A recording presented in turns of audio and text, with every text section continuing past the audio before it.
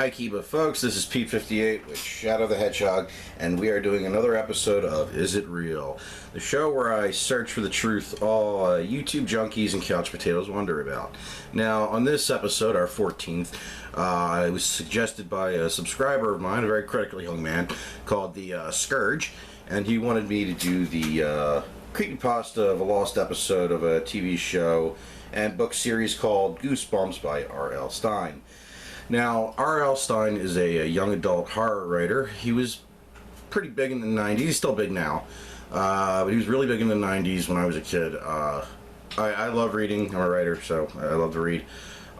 When I was growing up in the 90s, when I was a young adult, I didn't like young adult novels. By the time I was like 10 or 12, I was already reading, like stuff like Stephen King, Dean Koontz, I was already reading the adult novels, so I didn't read much of his stuff. I don't think I've read anything by him. I didn't watch the TV show.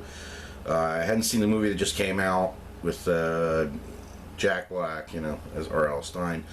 The show just wasn't scary to me, nor the books, from what a little bit I remember. I'd seen a little bit of the show. It's just the books, the short stories R.L. Stine wrote. And that's what these episodes are based on. He didn't do every book, or Nickelodeon didn't do every book with their show Goosebumps, but they did quite a few. Now, the urban legend begins with something called the Lost Episode. It starts out, this Lost Episode, with three girls. I'm guessing 12. The story doesn't specify, because this kid found a VHS tape. He was a big Goosebumps fan. He says, I don't remember this, so he puts it in, like most of these stories start out. And there's three girls, and they're bored, so they decide to play hide and seek. One runs away, and in a room somewhere, and she goes to hide, where everybody goes to hide. She goes looking for them, and she meets this strange character with a blurry face, who tells her parents don't love her, and it's pointless, just stuff that that makes this girl like freak out, and she runs, and then she runs into him again, and this creature with the blurry face tells her love is just a chemical reaction, nobody loves her, and just to give up and all that. And it just goes on like that and just stops. And this kid who had this tape, he said, I couldn't watch anymore. And my God, if that doesn't get old, it's this is the last Lost Episode one I'm going to do, because by the time you get past, Calvin 21 and Scooby-Doo, they get kind of repetitive. They all have this theme where it's, they'll be really creepy, or they'll make you want to commit suicide, which usually suicide, like, the Mickey Mouse one, or the Squidward one. Those Lost Episodes where, it made people feel bad. You've seen those episodes. If you haven't, check them out, because the stories were a little better, and some of them had more believability. This one lacks it a lot as far as believability goes. It's a little creepy, any story where you're, as a kid watching his favorite kid TV show, and something, mind fuck happens, it's, like the Squidward suicide thing, or the Mickey Mouse or the Bart dying thing. It's their childhood mind fucks. They want to get you to do this reaction. It's like, that's what these are, these Lost Episodes anymore. There's still more on creepypasta, but this will be the last one, because they just have this same repetitive nature of, wanting you to feel bad, and when you read it and getting freaked out. And this story is a little creepy, but it ends awfully short. It doesn't really have too much believability. It's like, well, I found this box, and this VHS in an old box. Yeah, okay, I just think the story could have been a little bit better, and, I don't think it's real. It's, all these Lost Episodes, they're all fake, unfortunately. Some of them are really good. Some of the stories are so like this one, but they're not real. But it was kind of cool, I always get a kick out of the, when you try to, fuck up somebody's childhood. Always fun to do,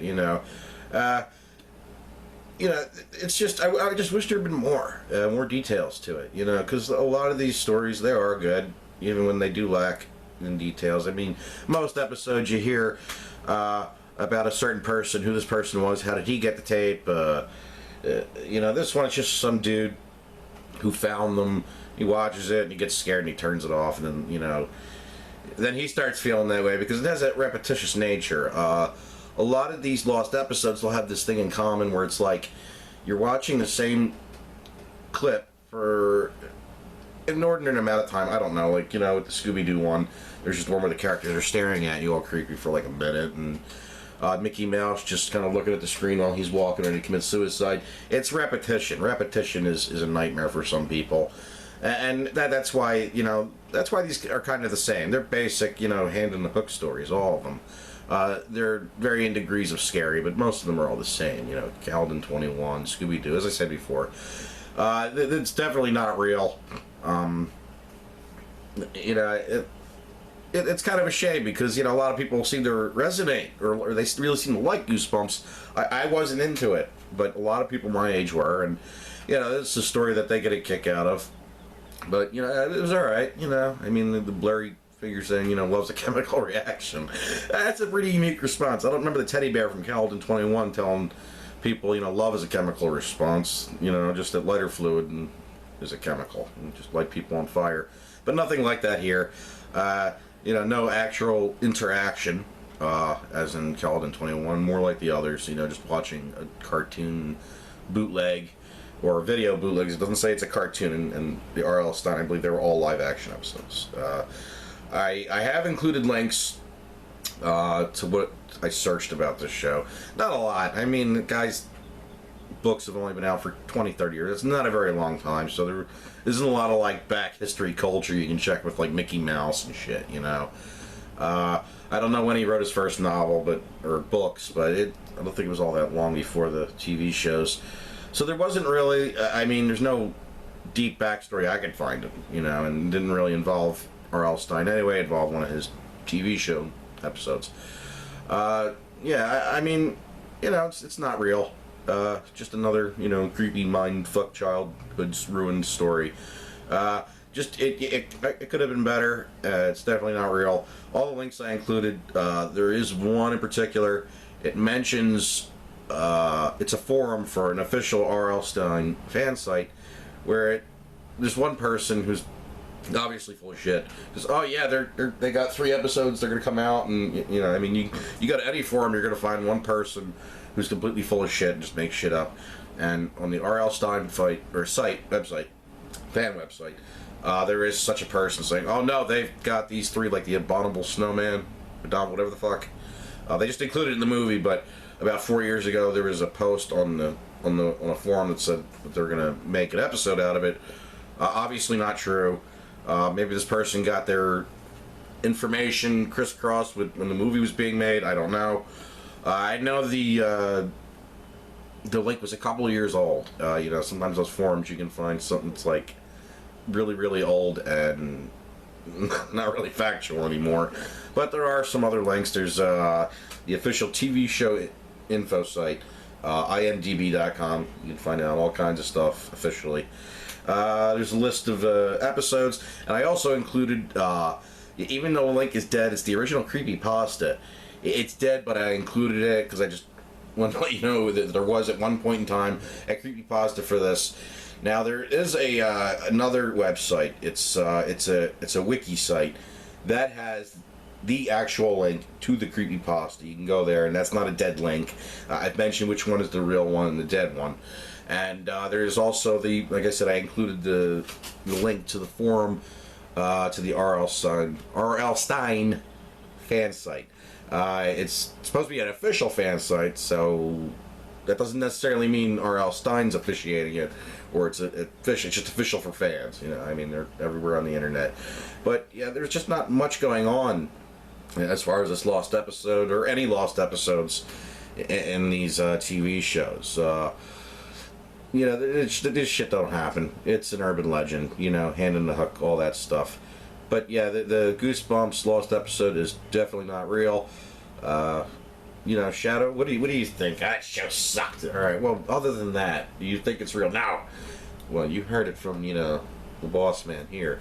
He doesn't believe it's real. I don't believe it's real. I did enough research to look. It just isn't real. But it's, you know, it's a cool story to watch, and I hope the Scourge appreciates my investigation into not the unknown, but the scary or whatever. Because it was, like I said, it was pretty creepy, but you know, not as scary as Calvin 21 or even the Scooby-Doo Lost episode. So I'm gonna end this episode here with it's not real. There is no Goosebumps Lost episode. Thank fucking God. Shut up. And well, okay, that does it for this episode. Hopefully the next one you'll enjoy more. Please spin dash the like and sub button, and check out the links, not just the is it real links, but the links to my books. The first Time Rippers book, it's for free on the Internet Archives, and if you like it, maybe you'll purchase the sequel, Part 2, available on Amazon.com, plus my other written works are available there too. Shadow, are you ready to spin dash this out? Yes, already. HIKEEBA!